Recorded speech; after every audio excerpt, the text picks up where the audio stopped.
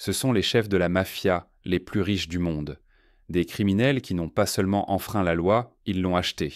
Leurs comptes bancaires contenaient en croûte des milliards, mais leurs crimes laissaient quand même les villes saignantes. Cette vidéo expose comment l'argent du sang s'est transformé en îles privées, en manoirs en or et en empire, rivalisant avec des gouvernements. Numéro 9. Anthony Fatoni. Salerno, 600 millions de dollars. Anthony Fatoni Salerno régnait sur les rues de New York en tant que puissant chef de la famille criminelle génovaise durant les années 1970 et 1980.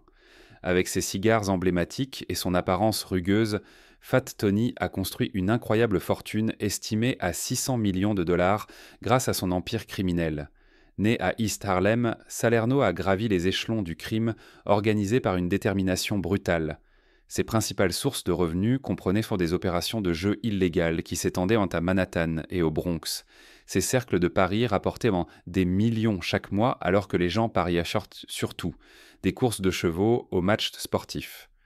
Son entreprise de prêteur sur gage était tout aussi lucrative, avec des emprunteurs désespérés payant des taux d'intérêt exorbitants et faisant face à des conséquences dangereuses s'ils ne pouvaient pas rembourser.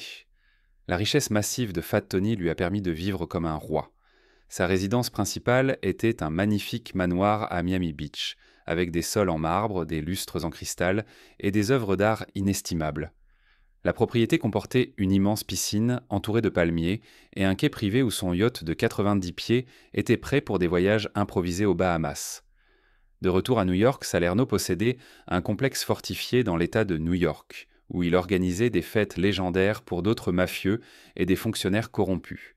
Ces rassemblements proposaient la meilleure cuisine italienne préparée par des chefs personnels, du champagne à profusion et des divertissements de chanteurs célèbres qui ne poseront pas de questions sur leurs généreux hôtes. La collection de voitures de Fat Tony impressionnait même les hommes d'affaires légitimes les plus riches. Son garage abritait plusieurs Cadillacs, une Ferrari rare et une Lincoln Continental par balle avec des sièges en cuir sur mesure. Chaque véhicule était équipé de compartiments cachés pour transporter de l'argent liquide ou des armes. Malgré son passé criminel difficile, Salerno avait des goûts coûteux. Il portait des costumes sur mesure d'Italie, des montres en or massif et des bagues en diamant. Ses cigares étaient spécialement importés de Cuba à grands frais et il ne buvait que le meilleur whisky vieilli. Les forces de l'ordre ont finalement rattrapé Fat Tony en 1986 lorsqu'il a été condamné lors du célèbre procès de la commission qui visait la direction des 5 grandes familles criminelles de New York. Il a passé ses dernières années en prison, loin du style de l'adolescence, vie luxueux que sa fortune criminelle lui avait permis de mener. Salerno est mort derrière les barreaux en 1992, mais sa réputation en tant que l'un des chefs de mafia les plus riches et puissants de l'histoire américaine reste légendaire dans le monde criminel. Fat Tony a fait pleuvoir de l'argent sur les rues de New York, mais de l'autre côté de l'océan, un autre chef remplissait des valises d'argent sale et mettait le feu au monde souterrain de l'Europe. Numéro 8. Michel Zaza, 700 millions de dollars. Michel Zaza est passé d'un humble début à l'une des figures les plus puissantes de l'organisation criminelle italienne Camorra.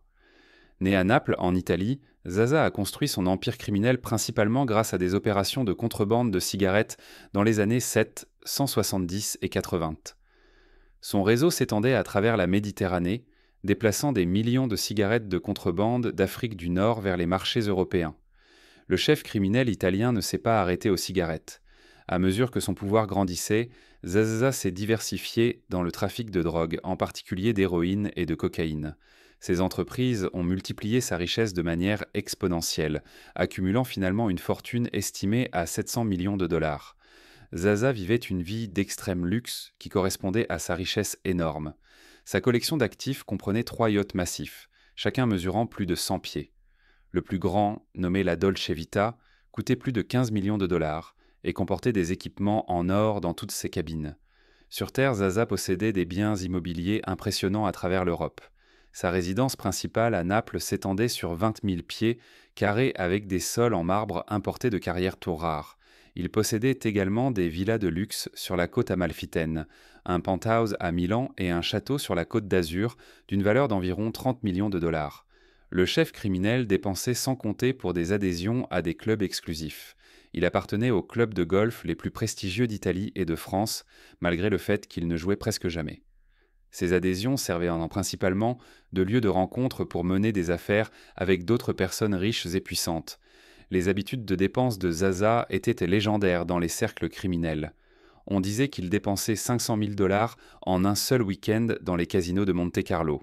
Sa garde-robe contenait des centaines de costumes sur mesure, chacun coûtant plus de 5 000 dollars. Le mafieux ne portait jamais la même tenue 2 fois lors de réunions importantes. La sécurité de son empire n'était pas bon marché non plus. Zaza dépensait des millions chaque année en pots de vin pour des fonctionnaires et pour maintenir une petite armée de garde du corps. Son équipe de protection comprenait d'anciens soldats des forces spéciales qui recevaient des salaires bien supérieurs à ceux que le travail de sécurité légitime offrirait. Malgré sa richesse et son pouvoir énorme, les activités criminelles de Zaza ont finalement fini par le rattraper. Les autorités italiennes, travaillant avec des agences de police internationales, ont ciblé ses opérations tout au long des années 90. Le chef criminel a fait face à plusieurs arrestations et défis juridiques avant que son empire ne s'effondre finalement. Zaza vivait comme un roi grâce à des millions du marché noir, mais le nom suivant ne se contentait pas de courir après l'argent. Elle a versé du sang et inondé des villes de cocaïne jusqu'à ce que même les flics aient trop peur de prononcer son nom. Numéro 7. Griselda Blanco, 2 milliards de dollars. Dans le dangereux monde du trafic de drogue, peu de noms inspiraient autant de peur que Griselda Blanco. Connue sous le nom de la marraine de la cocaïne, cette femme féroce régnait sur la scène de la drogue à Miami durant les années 70 et 80 d'une main de fer.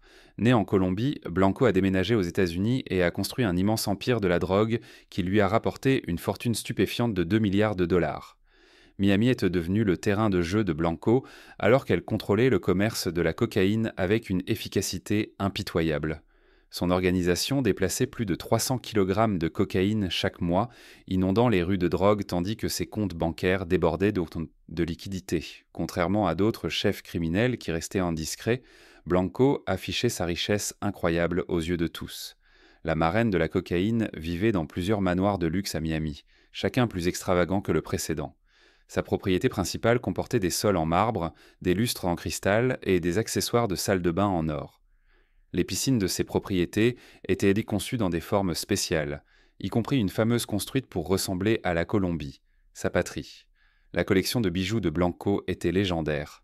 Elle possédait des colliers en diamant d'une valeur de millions, des bagues en émeraude de la taille de petits cailloux et un bracelet spécial en pure platine portant son surnom gravé en diamant.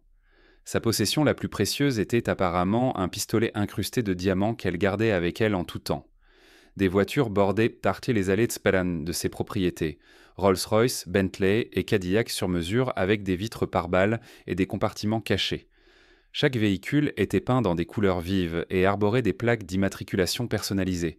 Blanco conduisait rarement elle-même, préférant être transportée à Miami dans ses véhicules de luxe. Les habitudes de dépenses de la reine de la drogue étaient excessives. Elle a une fois organisé une fête d'anniversaire pour son fils, qui a coûté plus d'1 million de dollars, faisant venir des artistes du monde entier. Blanco a acheté une île privée aux Bahamas juste pour des escapades le week-end, et possédait une flotte de hors-bord pour des évasions rapides si nécessaire.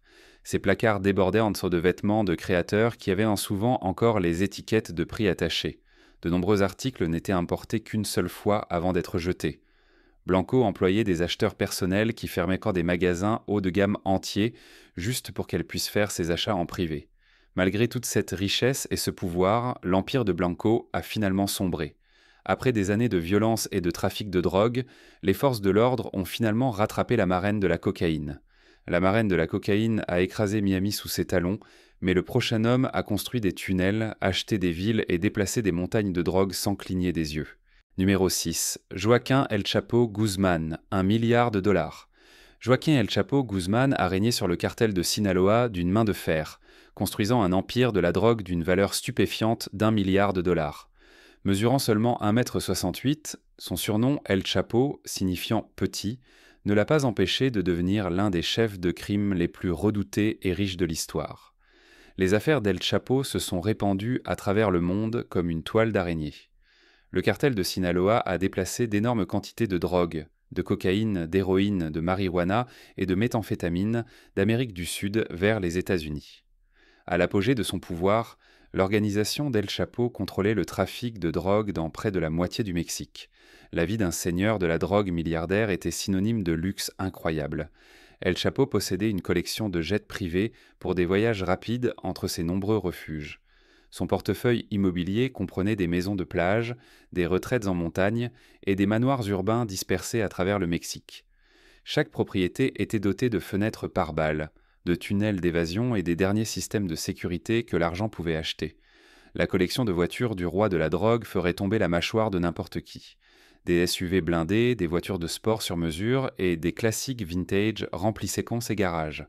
L'un de ses préférés était apparemment un pistolet incrusté de diamants qui exhibait son goût extravagant. El Chapo ne lésinait pas non plus sur les articles personnels. Sa garde-robe contenait des vêtements de créateurs, des montres rares et des chaussures sur mesure. Le chef criminel voyageait avec une escorte de garde du corps et organisait souvent des fêtes somptueuses où les invités savouraient les meilleurs plats et boissons.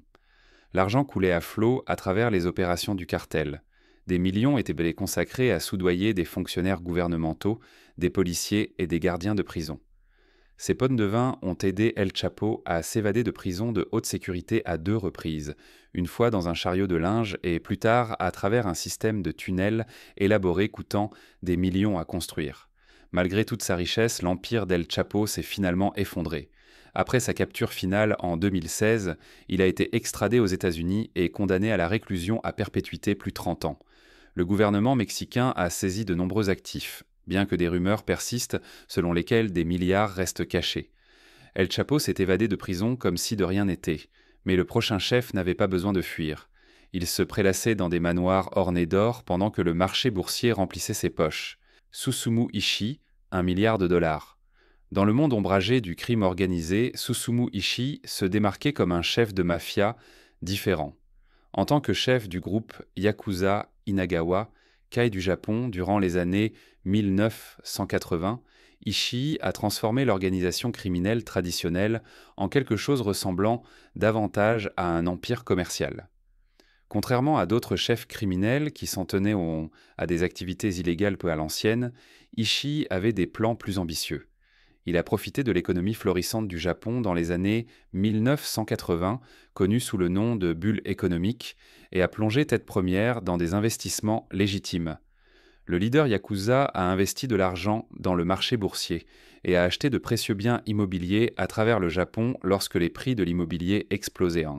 La richesse d'Ishii lui a permis de vivre dans un luxe incroyable.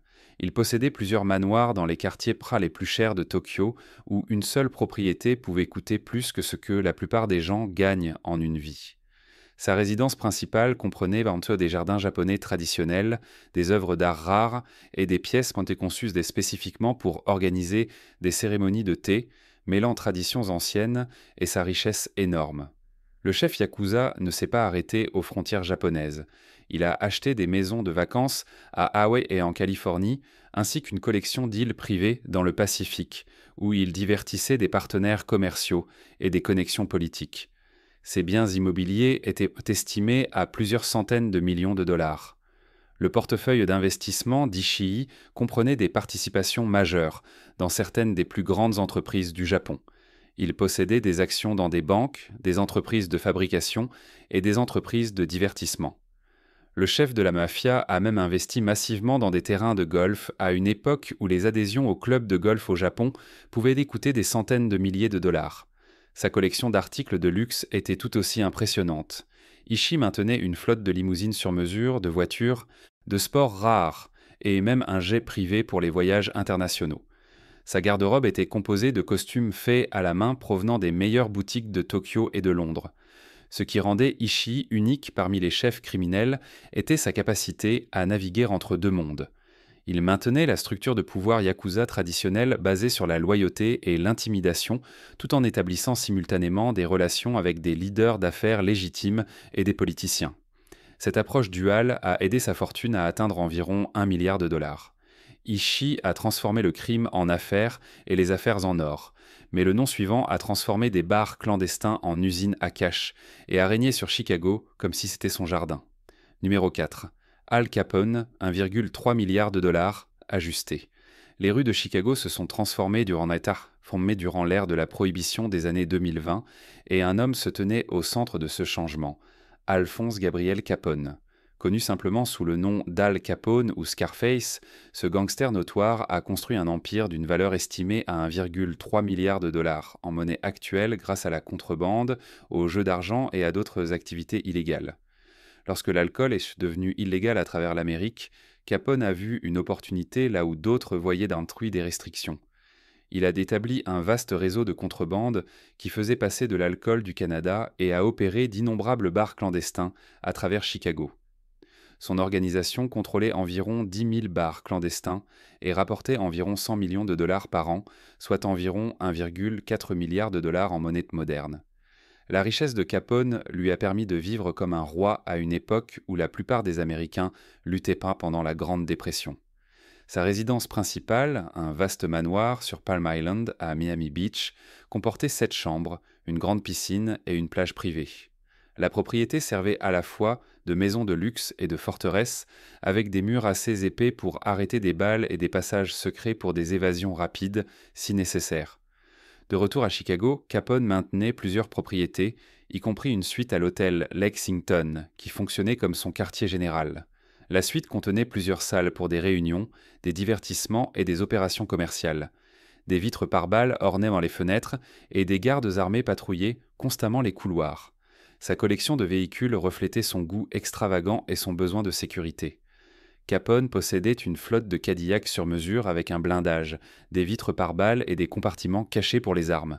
Sa voiture personnelle, une Cadillac V8 de 1928, était peinte en vert et noir pour ressembler aux véhicules de police de l'époque. La garde-robe du gangster témoignait de son goût pour le luxe. Il possédait des dizaines de costumes sur mesure de différentes couleurs, des cravates en soie importées d'Italie et des accessoires incrustés de diamants. Capone aurait dépensé 500 $ pour des costumes, alors que l'Américain moyen gagnait moins de 1 000 $ par an. Les divertissements n'étaient non pas de moindre coût pour le chef de la mafia. Il organisait des fêtes somptueuses mettant en vedette les meilleurs musiciens de l'époque, de la nourriture coûteuse et des quantités infinies d'alcool illégal. Ces rassemblements servirent à la fois à exhiber sa richesse et à établir des connexions avec des politiciens et des fonctionnaires de police qu'il soudoyait régulièrement. Malgré ses activités criminelles, Capone cultivait une image publique de figure communautaire généreuse. Pendant la dépression, il a ouvert des soupes populaires qui nourrissaient des milliers de Chicagoans affamés chaque jour.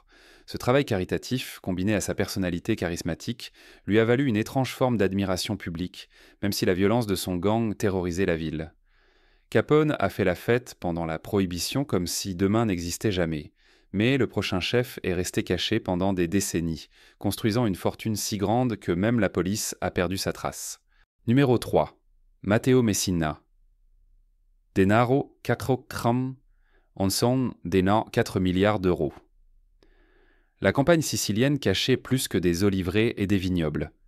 Pendant des décennies, elle a dissimulé l'un des hommes les plus dangereux d'Italie, Matteo Messina Denaro. Connu sous le nom de Diabolique, d'après un personnage de bande dessinée italien, ce chef de la mafia a régné sur la mafia sicilienne d'une main de fer et avec une montagne de liquidités. Né dans la petite ville de Castelvetrano, Denaro a grandi dans l'ombre du crime organisé. Son père était un puissant mafieux et le fils a rapidement suivi ses traces. Dans la vingtaine, Denaro avait déjà acquis une réputation de tueur impitoyable. La police italienne l'a lié à des dizaines de meurtres, y compris les meurtres brutaux de gangsters rivaux, de juges et de témoins innocents. En 1993, De Niro a joué un rôle clé dans plusieurs attentats à la bombe à travers l'Italie. Ces attaques visaient des galeries d'art et des églises à Rome, Florence et Milan, tuant 10 personnes et endommageant des bâtiments historiques. Ces attentats faisaient en partie de la guerre de la mafia contre le gouvernement italien. Alors qu'il était en fuite, De Niro a construit un empire d'une valeur estimée à 4 milliards d'euros. Sa richesse provenait à la fois d'activités mafieuses traditionnelles et d'entreprises légitimes. Il contrôlait des entreprises de construction, des parcs éoliens, des supermarchés et des complexes naïbes touristiques à travers la Sicile. Le chef de la mafia avait des intérêts dans tout, du trafic de drogue à la production d'huile d'olive. Le style de vie de De Niro correspondait à sa fortune massive. Il possédait une collection de Porsche et de Ferrari, chacune valant des centaines de milliers d'euros. Ses biens immobiliers comprenaient des villas en bord de mer en Sicile, des appartements de luxe à Rome et un complexe secret près de sa ville natale. L'une de ces maisons comportait des équipements de salle de bain en or, des meubles anciens et des œuvres d'art inestimables. Le chef de la mafia avait un goût coûteux pour tout. Son placard contenait des costumes faits à la main par les meilleurs tailleurs de Milan, chacun coûtant des milliers d'euros. Il portait des montres Rolex et des lunettes de soleil de créateur. Les reçus trouvés après sa capture ont montré qu'il dépensait 700 euros pour des dîners uniques et collectionnait des vins rares valant plus que la plupart des voitures. Pendant 30 ans, De Niro a réussi à rester un pas devant la loi. Il communiquait par des notes manuscrites à l'ancienne appelées pizzini, plutôt que d'utiliser des téléphones qui pouvaient être surveillés. Le chef de la mafia a subi une chirurgie plastique pour changer son apparence et a utilisé de fausses identités pour se déplacer. La longue chasse à l'homme s'est enfin terminée en janvier 2023, lorsque la police a arrêté le De Niro de 60 ans dans une clinique de cancérologie à Palerme. Malgré ses milliards, le chef de la mafia n'a pas pu échapper à la maladie ni à la justice. Les autorités italiennes continuent tout de rechercher ses actifs cachés, croyant qu'une grande partie de sa fortune reste enterrée dans des endroits secrets à travers la Sicile. Denaro a disparu dans la nature tandis que des milliards s'accumulaient, mais l'homme suivant a gagné son argent, bruyamment, inondant l'Europe de drogue et organisant des fêtes qui ressemblaient à des scènes de films. Numéro 2. Darko Saric, 27 milliards de dollars. Dans les ombres du monde criminel, le seigneur de la drogue serbe. Darko Saric a construit un empire que peu pouvaient en même rêver. Avec une fortune époustouflante de 27 milliards de dollars, Saric se classe parmi les chefs de crime les plus riches de la planète. Son argent provenait du transport de quantités massives de cocaïne d'Amérique du Sud vers l'Europe, créant un pipeline de drogue qui coulait avec de l'argent. Saric n'avait pas seulement de l'argent, il le montrait. Sa collection de maisons réparties sur plusieurs pays ressemblait davantage à des complexes de luxe qu'à des maisons. Au Monténégro, son manoir en bord de mer comportait des plages privées et des héliports. Son penthouse à Belgrade offrait une vue panoramique sur la ville grâce à des fenêtres du sol au plafond. Chaque propriété était équipée de piscines, de salles de cinéma et de collections d'art valant des millions. La collection de voitures du roi serbe ferait pâlir d'envie n'importe quel milliardaire. Des rangées de Lamborghini, de Ferrari et de Rolls-Royce sur mesure remplissaient ses garages. L'un de ses préférés, une Bentley, blindée d'une valeur de plus de 500 000 $, le transportait souvent entre ses réunions. Pour les longs trajets, Saric préférait son jet privé ou son yacht de 30 mètres amarré en Méditerranée. La mode jouait un grand rôle dans l'image de Saric. Ses placards débordaient encore de costumes italiens faits main, chacun coûtant des milliers de dollars. Des montres incrustées de diamants ornaient Sloan et ses poignets, certaines pièces de sa collection étant évaluées à plus d'1 million de dollars chacune. Les fêtes dans les maisons de Saric sont devenues des événements légendaires où le champagne ne cessait jamais de couler. Les meilleurs chefs préparaient m'enfiler des repas pendant que des musiciens célèbres se produisaient proints pour les invités. Ces rassemblements servaient à deux fins: afficher sa richesse extrême et établir des connexions avec des amis puissants qui l'aidaient en tête à protéger son entreprise. Derrière ce style de vie glamour, Saric dirigeait son opération comme un PDG. Il employait des centaines de personnes à travers l'Europe et l'Amérique du Sud. Son réseau comprenait des fonctionnaires corrompus, des capitaines de bateaux et des dealers de rue qui jouaient tout leur rôle dans le transport de drogue et d'argent. Le règne des Serbes au sommet n'a pas duré éternellement. Les agences d'application de la loi de plusieurs pays ont travaillé ensemble pour faire tomber son empire. En 2014, Saric a été arrêté et une grande partie de sa fortune a été saisie. L'homme qui avait un jour 27 milliards de dollars s'est retrouvé derrière les barreaux, échangeant son manoir contre une cellule de prison et ses costumes de créateur contre un uniforme de prison. Numéro 1. Francesco Schiavone, 47 milliards de dollars, estimation du clan. Dans le monde ombragé du crime organisé, peu de figures ont commandé autant de pouvoir et de richesse que Francesco Schiavone. Connu sous le surnom de Sandakan, Schiavone a régné sur le notoire clan Casalici d'une main de fer depuis leur base dans la région de Campanie, dans le sud de l'Italie. Le clan Casalici a construit un empire d'une valeur estimée à 47 milliards de dollars, grâce à un réseau d'entreprises qui semblait le normal en surface. Il contrôlait en tout d'énormes portions de l'industrie de la construction à travers l'Italie, remportant des contrats, mais pour des autoroutes, des immeubles d'appartements et des centres commerciaux. Lorsqu'un nouveau bâtiment était érigé sur leur territoire, le clan était payé. La gestion des déchets est devenue une autre mine d'or pour l'organisation de Schiavone. Le clan a gagné des milliards en déversant illégalement des déchets toxiques dans des champs et des cours d'eau à travers le sud de l'Italie. Des entreprises BBVT Payettra, la mafia, pour se débarrasser de matériaux dangereux à bas prix, tandis que le clan empochait l'argent sans dépenser pour un traitement approprié. Aucun commerce sur leur territoire n'échappait à l'emprise du clan.